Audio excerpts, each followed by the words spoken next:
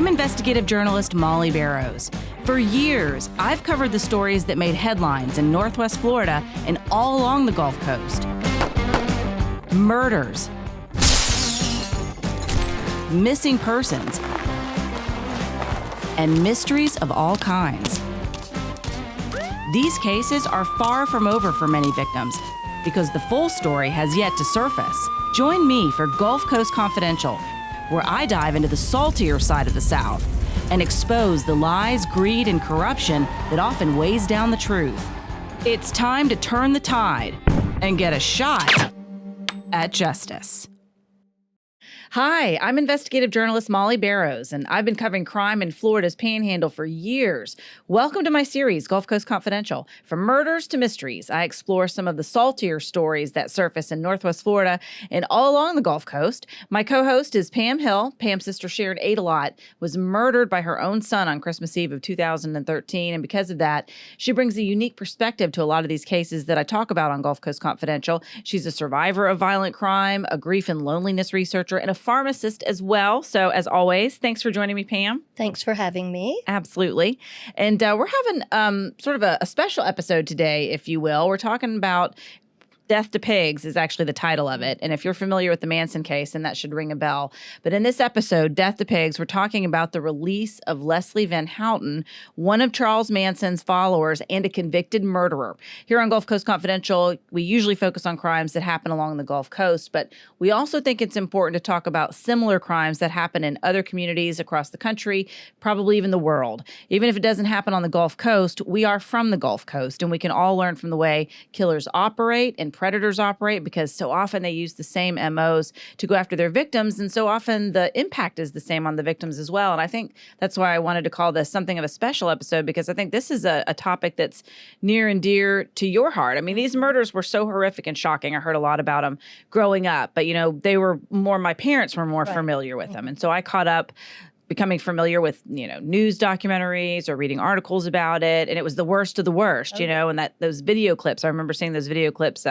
when they were, I think, at trial or in the courthouse, and they're singing and holding hands or linking arms and just was that a swastika that he had carved into his forehead? An X on the middle of his head, and they did too. It was so bizarre. It was in 1969. I was 10 years old. So you see it on TV. It's not like TV now, but I'd catch that my mom didn't let us watch unpleasant things. If that was, we didn't go in the room. And so, but you couldn't help but see it sometimes. And I remember his face when I was a girl and thought, he looks like the devil. Those eyes. Right. Oh, yeah. And they said that Charles Manson was very, very charismatic. And actually, they would describe him, the girls, the Manson girls, would describe him as Christ-like. Ugh. Isn't that something? It's so gross, because that was, and we'll get to more details, but just from what I remember without having really researched Manson too terribly much, but over the years, like I said, I heard a lot about it. And I remember when they were all living in that hippie commune together, and he's they're all sleeping with each other. He's sleeping with them. I don't think they bathe. I think that was one of the fun facts that came out of that documentary. And all I could think about was, you got to be one charismatic dude to rein in all those people. But, it is such a familiar theme, because so many times with these cult figures, people who came from normal backgrounds, give them a little bit of time, a little bit of brainwashing, a little bit of manipulation of their deepest, darkest wounds. And all of a sudden they're following some creep and not only engaging in this crazy, weird behavior, but then turning to murder, which is what's so insane. And, we want to bring you up to speed, but Van Houten, if you're not familiar, was just released to parole supervision from prison in California. She'll have a 3-year maximum parole term with a parole discharge review occurring after 1 year. She's now in her 70s, but she was just 19 when she met Manson and joined that murderous cult that came to be known as the Manson family. So tell me, Pam, I know you can relate, unfortunately and sadly, to a lot of the cases that we cover. And this one, I think, in particular, has struck a nerve. And why do you think that is? It's literally made me sick. Because Leslie Van Houten, she was 19 years old. She was a privileged girl. She was a beauty queen. She was a cheerleader. She played in the band. She was this free love type of thing during the 60s, the late 60s and early 70s. She did her thing. She got brought into the Manson family by somebody else because she was just searching. She had gotten pregnant. She said her mother forced her to have an abortion. She put the fetus in a can and buried it in the backyard. Okay, so all that's that, okay? We've got that. So we've got somebody searching, and I'm not passing judgment on that per se. You're just describing that she was a wounded individual. Yes, and not a very... perhaps not stable. Right, exactly. But this giggling and stuff that people do, talking about murdering people and laughing and dancing and singing and skipping and stuff like that, that's so disrespectful to me. My sister was murdered by someone that they said was insane. The thing is, Leslie Van Houten was sentenced to death. She was the youngest person in California to be sentenced to death.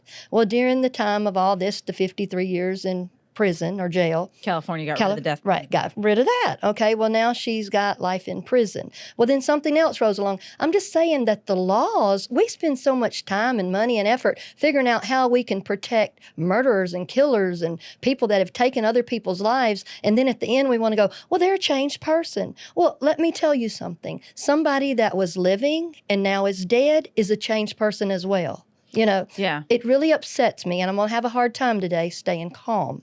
Well, I think that makes sense, though, and I can see why it would strike a nerve with you, not only because of the way she's being treated and the similarities to your nephew, Brandon Adelot, but also the way those victims were killed. There's some similarities to Sharon as well. And if you're not familiar with Pam's sister's case, you can catch a couple of other episodes of Gulf Coast Confidential, including Mommy Killer 1 and 2. But in a nutshell, Sharon Adelot's son, Brandon Adelot, showed up on her doorstep on Christmas Eve. He was living with his father. The parents were divorced at the time, and she was expecting him to take him and his sister to church and a family Christmas party, and he came with a knife hidden in his sleeve, and he proceeded to stab her, bludgeon her, and stomp her face in the span of 10 minutes, 15 minutes, right there in the doorway of her home on Christmas Eve. And it was just the beginning of some tremendously painful changes in your life. And I think one of the things that's been positive, though, is you've been able to share what you've learned and how you've gotten through it. I mean, really, we've just started to scratch the surface of a lot of what I think you have to share.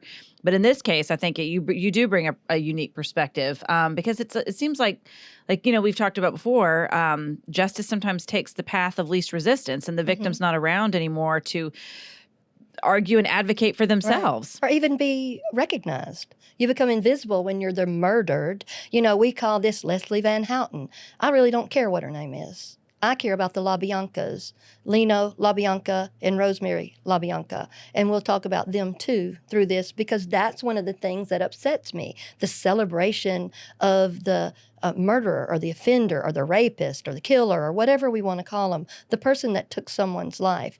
And some of these things, as I read this and as we're going to talk about this, they light me up because they're the same things that happened in my sister's case. The same grisly, gruesome, unspeakable, who in the world does this to another human being and then wants to get out and walk amongst us and giggle and laugh about how they're learning new coping skills? Right. Sorry, I was wrong. I'm pissed about it. Yes. And I think that's perfectly normal. And I think if you're having this reaction, it's probably triggering a lot of other people, just like other crimes trigger different people over different things. This one's struck a nerve with you. And I think it's probably struck a nerve with a lot of people just because we do remember how gruesome it was. And I'm sure there's a lot of folks that this case is new to them, but I don't think the fascination has ever waned. It hasn't, because it's so bizarre. Charles Manson was brilliant at creating a circus type thing. That's what everybody describes it. A circus. He would tell people what to do. By the way, Charles Manson didn't kill anybody.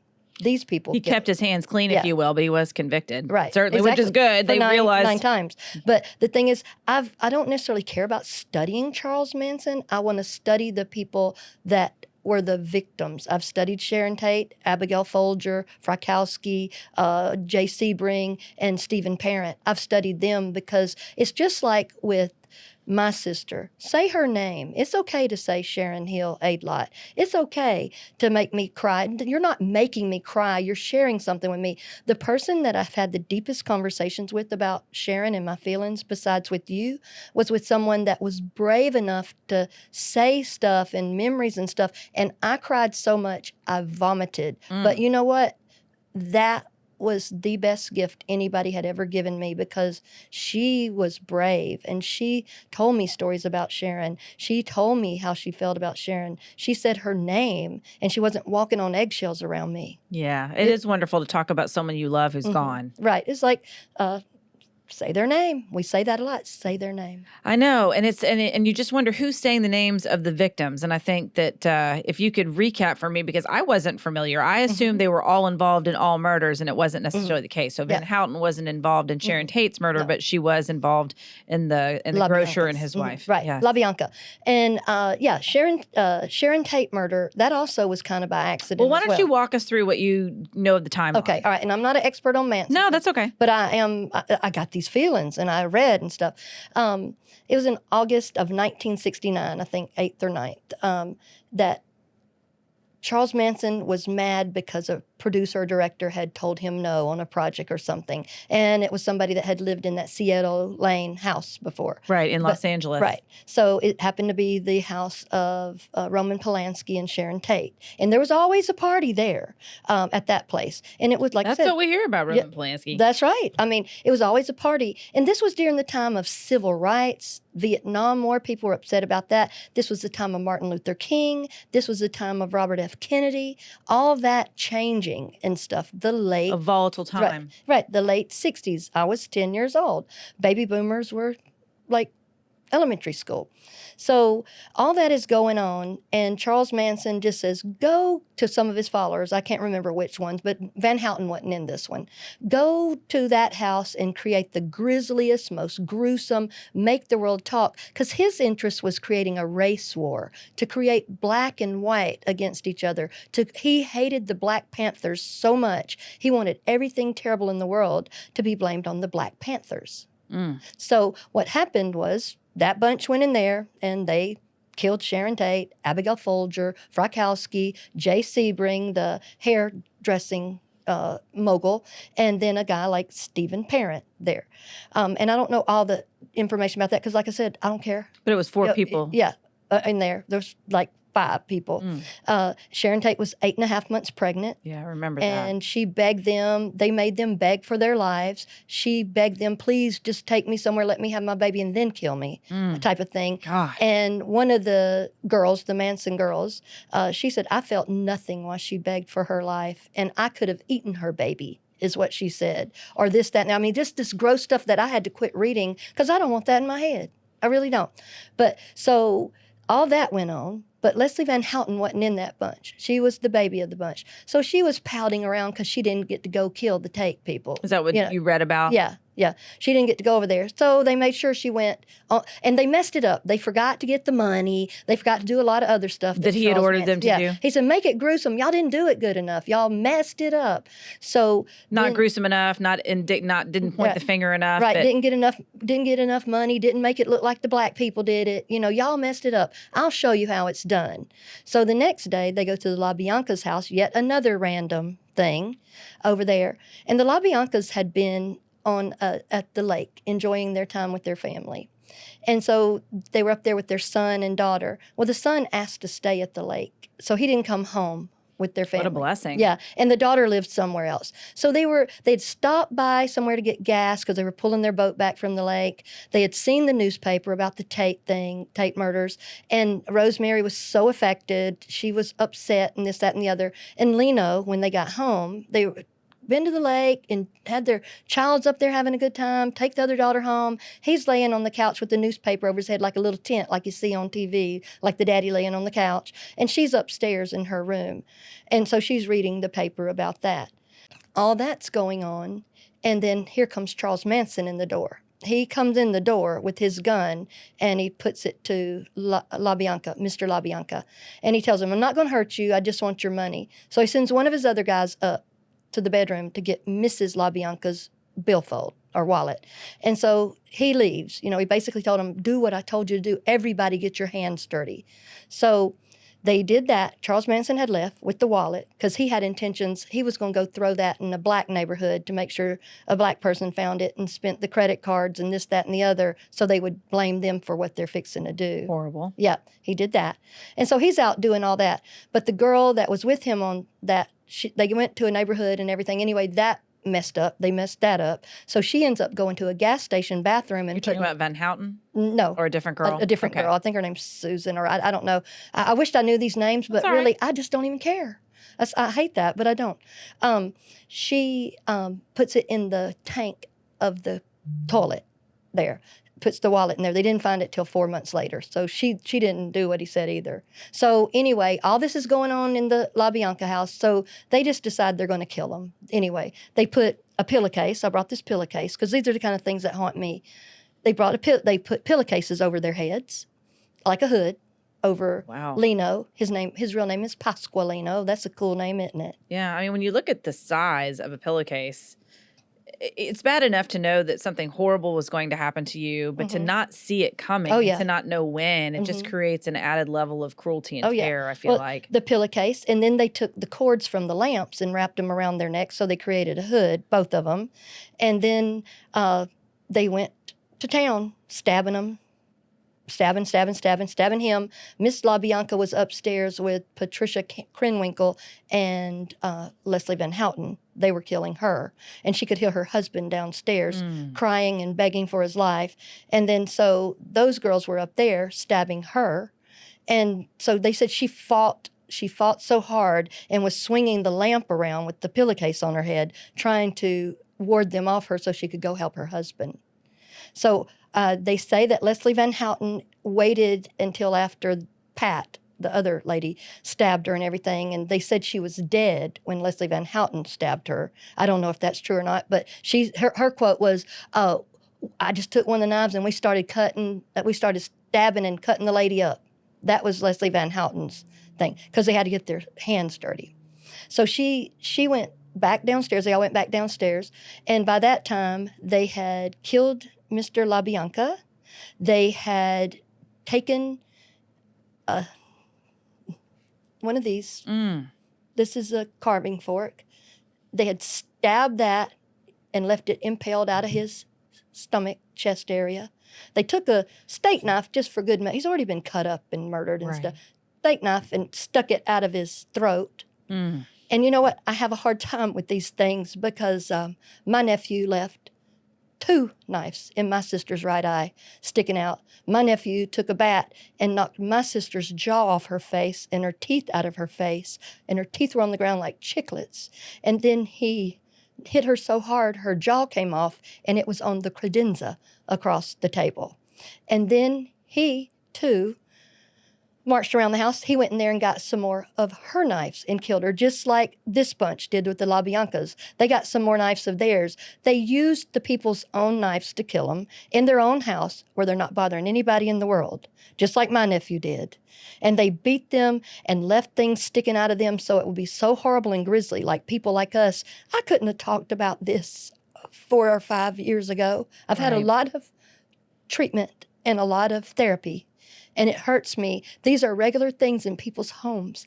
I couldn't cut with a regular butcher knife for years because every time I picked one up, and I even say cutting an apple or watermelon, I would hear that, and I think, that's what happened to my sister. And then this bunch right here, they stabbed Mr. LaBianca so much that he said, "Don't stab me anymore. I'm dead. I'm dead."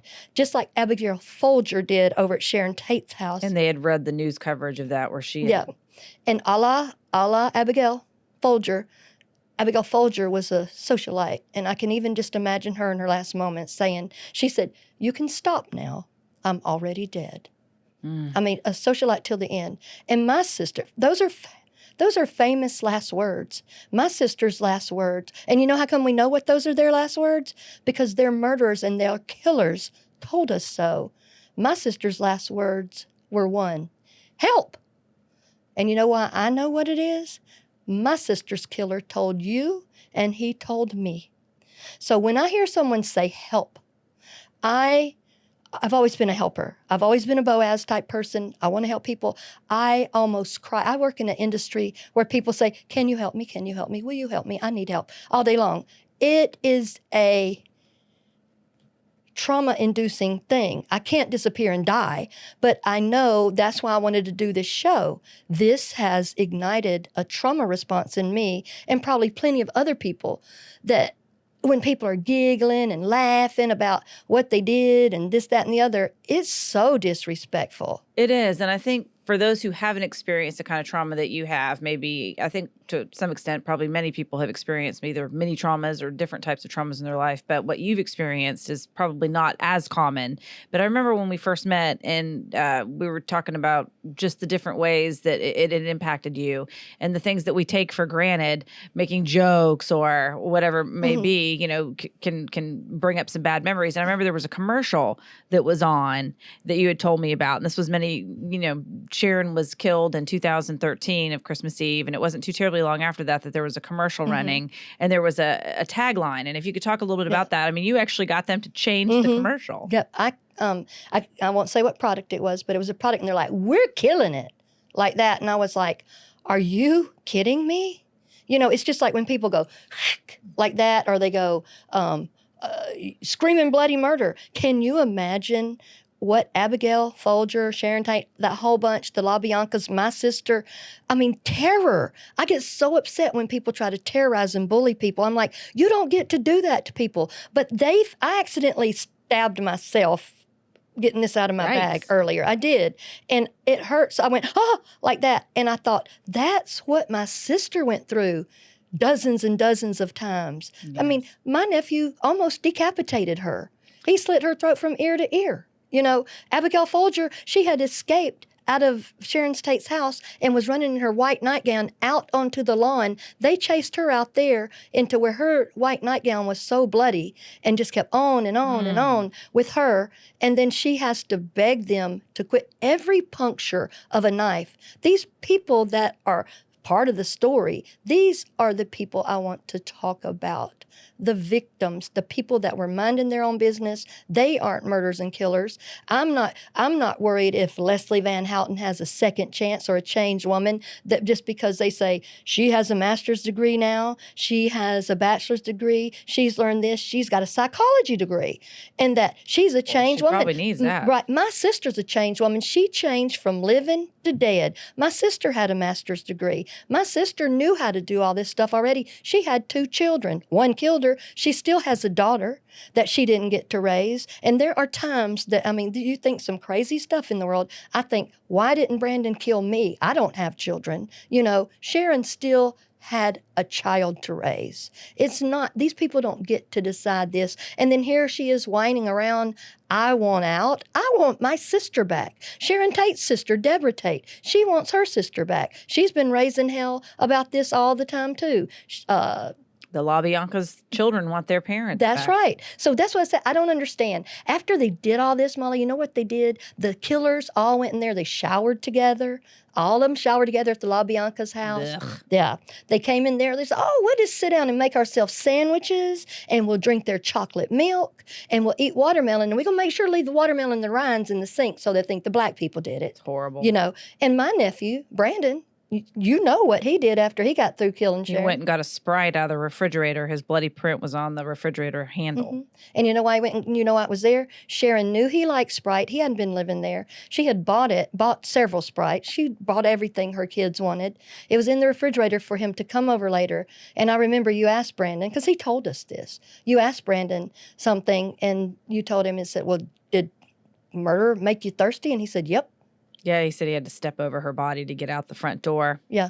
I know it was horrible because he used multiple knives, and when he broke off the first one, he brought the one from his father's house to kill her because he couldn't find a gun, he said. So he started stabbing as soon as he got inside the door, and he broke it off inside of her eye socket. So he went into the kitchen, and he got more knives, and he broke off another one. And that's kind of some of the evidence that they found on the kitchen counters was the broken pieces of the knives. And there was blood there too. But he was very casual and deadpan. And again, those who aren't familiar, you can check out Mommy Killer 1 and 2. We talk about Pam's sister's case. There's also Murder and Madness and Confessions in the Fieldhouse, because this is a very layered story. But, you know, going back to the Manson case, they at one point after they showered, death to pigs, they wrote in blood. Yeah. In Leno, Pasqualino. I like that name. I just want. Was that at the La Bianca murder scene? Yeah. They wrote pigs on Sharon Tate's door also with Sharon Tate's blood. Now this is their thing. They're trying to create helter-skelter, a race war. Right. Blacks and whites hate each other. I mean, it's so low class, just, you know. But they used Pasqualino or Lino's blood. They took his blood from his belly and went right over to the wall and wrote death to pigs, because they called people the piggies. People that had money are the little piggies. They hadn't learned to share. And then they wrote rise. That was something to some song they were doing. Then they go over there with his blood and write on the refrigerator. They write Helter Skelter. This is their cause, Helter Skelter, and they can't even spell it right. They wrote Healter, Skelter, and they couldn't even do that right. You know, so they went over there, and all this blood, they wanted to use their blood because that was poetic to them. So they're doing all that, and the piggies, they just wanted money, and they hated the Black Panthers so much that this was their cause. This is what they wanted to do. Just inflict so much unnecessary pain. I mean, that's the theme in a lot of these crimes, and every single one of them, just the unnecessary trauma and hurt and destruction of lives, not just the people they kill, but the wounded family members and the people that love them that they left behind. But yeah, they just, at the end of the day, they were just a bunch of insecure, lost people following a real SOB, essentially, you know, and he was just so superior and not nearly as smart as he thought he was, but charismatic enough to convince people, at least to convince some losers. Well, and not all of them were even poor, if you will, quote unquote. I mean, Leslie Van Houten didn't come from an impoverished family. She was pretty solid middle class. She was. Homecoming queen. Yeah, homecoming queen, for sure. And a cheerleader. So, I mean, the depravity and the gore, and he loved that. And they loved it too. Because the girls, everything that he told them to do, they did it. At first, Leslie Van Houten was saying, he didn't influence me, I did everything myself. Now she's learned it is to her benefit to say, oh yeah, he influenced me. Whatever you believe, she killed somebody. She stabbed somebody. She kept on and on and on. She knew she was cutting up the lady and stabbing her. I mean, come on now. There's no redemption to that in me. The thing is, she's already gotten a gift by not being put to death. I know. She put 2 other people to death. Seems like of all of them, she never gave up. And I'm not familiar enough with the cases and how they proceeded legally. But I do remember, again, over the years, not just the coverage of the past crimes, but she was the one that would appear regularly on the news magazine shows every so many years, trying to make her case and plea for sympathy, and how she had been weak-minded, essentially, lost and alone, and they had manipulated her. But I mean, that can be said for so many crime victims and also criminals. Right. I don't even care, because there's so many people in the world that have lived through way worse than that don't go killing people. I am tired of people saying mental health equals go kill people or forensics insanity and stuff. I'm so sick of that. They were Benzedrine hyped up, LSD smoking, marijuana loving, all that stuff. And I mean, choices they made. Right. Do it all together. And they loved it. I mean, like, it is what they did together. It's not like they were sitting down doing Sunday school, you know. And I just about throw up watching her the other day when she said on one of the old interviews, she said, I take great exception to something that Charles Manson said about her. Well, I take great exception to you killing people. Right. I mean, I don't even understand this, but I know there are people that are for her and think she can be rehabilitated and this, that, and the other. She is 73 years old. I can't imagine what good in the world she's going to do, because she's done so much horrible things. If she can get me back Rosemary and Lino LaBianca, we'll go with it. Right. I know. What is it that you think are some of the takeaways from this case?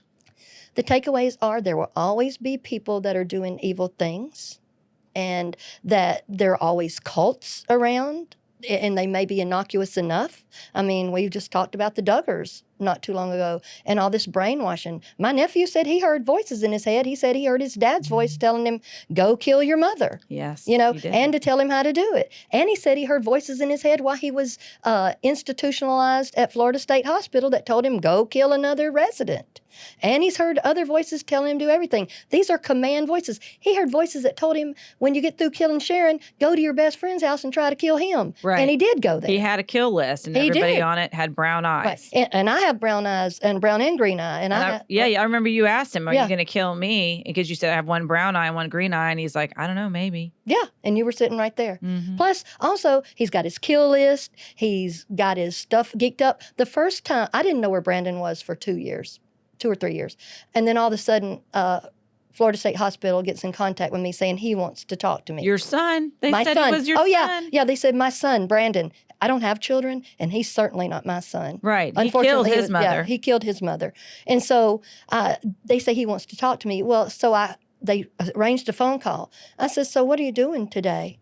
What do you talk to the murderer, the person that murdered your sister? What do you talk to him about? I said, so what are you doing today? He said, I'm watching TV. I said, oh, what are you watching? Resident Evil. We're all sitting here watching Resident Evil. I know. In Chattahoochee. Crazy. Forensics admission. Sitting there as a cluster group. It's like the plot for a horror movie. It's un-effing believable. Well, and I thought it was interesting, too, when we asked him, this was a couple of years ago, but when we were still visiting him at one of the facilities that he was in, and asked him, like, well, how are things going? He said, well, I they just made me, whatever the term was, but he was the advocate to the staff if his dorm, basically dorm leader or whatever, if they had any issues with the food or if they had any problems or anything, whatever that they needed to bring to the attention of leadership, he was that guy.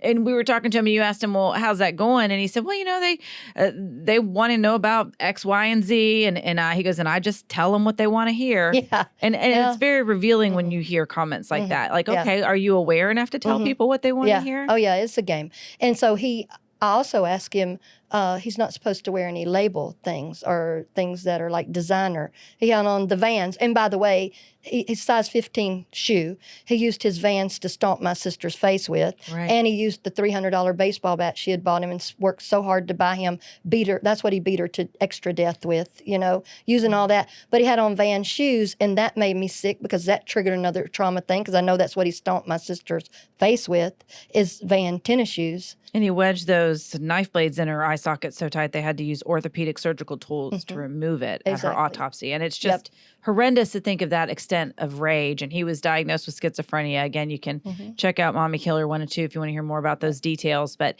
to your point, and Unified, you and I have had extensive conversations about this. We are both very empathetic people. I've been covering crime a long time. I've seen all sorts of different people get sentenced for all sorts of different crimes. Some you're like happy to see them go and you hope they put them under the jail and they're never heard from again. Some you're like, God, if you just made better decisions and your heart hurts for them. And there's certainly plenty of people that are behind bars because of mental illness, and some are deliberately cruel. Some, perhaps it is because they are, suffering from abuse that they endured. I'm sympathetic to all of that. But ultimately, when you make a decision, especially to take someone's life, there has to be more accountability than just he had a bad moment. Yeah. He was listening to voices then, but he's not going to do it anymore because guess what? He's taking his drugs and he's hall monitor and he's doing Learning good. how to cook an egg. Right. Well, I understand. People do not take their drugs. People that are in the best of conditions don't want to take antipsychotics. The side effects are unpleasant. He wouldn't even take them down at Chattahoochee.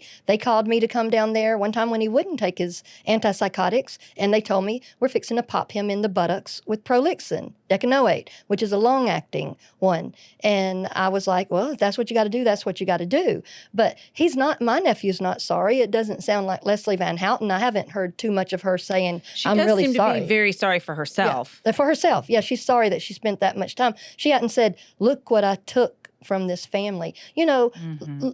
Lino, he was a grocer. And everybody said he was a wealthy grocer. He worked hard. And Rosemary, she was underprivileged, and she even had a clothing boutique. She worked hard. I mean, they're being punished for their success. Yeah, and they're being punished for just living, and I don't understand why we're supposed to be all giddy and happy that one of Charles Manson's silly skipping little girls is out. I'm not happy. She must have had one heck of a PR machine when I think about all the interviews that she did over the years. I wonder if she was behind that or just had supporters. But there's always zealots and always people that want to push and shove and act like the rest of us don't care about mental illness. We do. I have a very compassionate heart, like you just said, you do too. But it's not a license to kill. It's not a forensics pass. It's not, when you start hurting someone else, your rights stop, in my opinion. And I don't feel like she has any rights until she gives back Lino and Rosemary theirs, and until Brandon gives back my sister's rights. I know. And we're still continuing to follow Brandon Adelot's case. He continues every 6 months. His case comes up for review to see if he still meets the criteria to be held in Florida State Hospital for killing his mom, because he was found not guilty by reason of insanity. He's not guilty in the eyes of the law of murder. So in his mind, I think it's just a matter of time before he gets out. And also his counselors at the facility have indicated that he's made so much progress, except for that one little thing about not taking responsibility. Yeah, that one little thing. And they really haven't said he's made that much progress, because he's just obedient and taking his Benadryl and his antipsychotic meds. And he has been caught with contraband in the past year. He's obedient as far as they know. Yeah, right. And he's admitted to us that's what he does, that he brings in contraband and he disobeys the rules and stuff. And you know what? My nephew, what got my sister killed is the word no. She asked him to behave and obey, and he wasn't having that. So I don't know what society thinks they're going to do with some of these folks that did it their way. Right. They get to live to make another choice. Their victims don't. Well, Pam, thank you so much. And I appreciate you sharing that. And I hope that there's been some release and relief for you, and perhaps sharing that with others. And I can't help but think that people out there who listen, there's going to be plenty of folks that are going to identify with a lot of what you've said. And again, like I said, you just opened my eyes in so many ways just over the years with our friendship, and then talking about this case, just the way that crime can impact people on so many levels. And if it's not crime, it's other tremendously painful events. So it is important to be kind and be aware, but it's also important to stand there and don't be afraid to point your finger and say, this is wrong and here's why. Right. And people that have suffered the loss, a horrendous loss to murder, rape, all the kind of things that we can't talk about openly with people. Right. They have families too. Yes. And that these things are triggers for us. These things take us back to the worst trauma we've ever had. And it's hard for us to think that something like this is a good idea. Absolutely. All right. Well, thank you so much, Pam. And thank you so much for joining us on Death to Pigs. And if you'd like to catch this episode or any others on Gulf Coast Confidential, you can find it on the Gulf Coast Confidential YouTube channel, as well as wherever you get your favorite podcast. We'll see you next time.